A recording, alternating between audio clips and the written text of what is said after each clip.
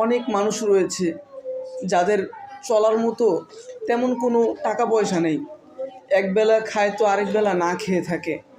কিন্তু আমরা যারা আশপাশের প্রতিবেশী, আমরা যদি ইচ্ছে করি তাহলে তো আমরা তাকে একবেলা করে ভাত দিতে পারি, বা আমার কাছে আমি যে ইনকাম করি আমার ইনকামের একটি অংশ দিয়ে তো আমি তাকে সাহায্য করতে পারি।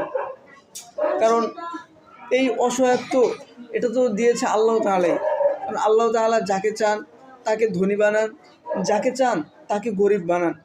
এজন্য কোনো দরিদ্র বা অসহায় ব্যক্তিদেরকে দেখে নাক ছিটকানো বা তাদেরকে ছোট চোখে দেখা বা বাঁকা চোখে দেখা এটা আদৌ কাম্য নয়। আর এটা কোনো ভালো মানুষের কাজ না।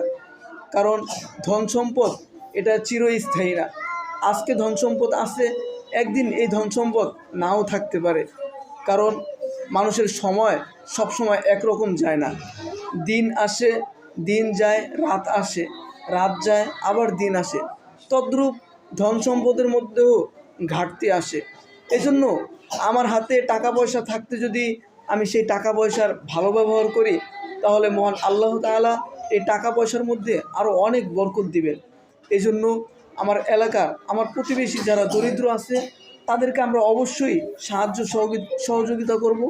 অন্তত আমি যদি সাহায্য সহযোগিতা করতে নাও পারি, তবে যারা পারবে তাদেরকে আমরা সুপারিশ করব যে অমুক ব্যক্তি দরিদ্র, তাকে যদি কিছু টাকা দিয়ে সাহায্য করতে পারতেন তাহলে খুব ভালো হতো। তাহলে আমি সাহায্য না করেও আমি সাহায্য করার সব পাবো।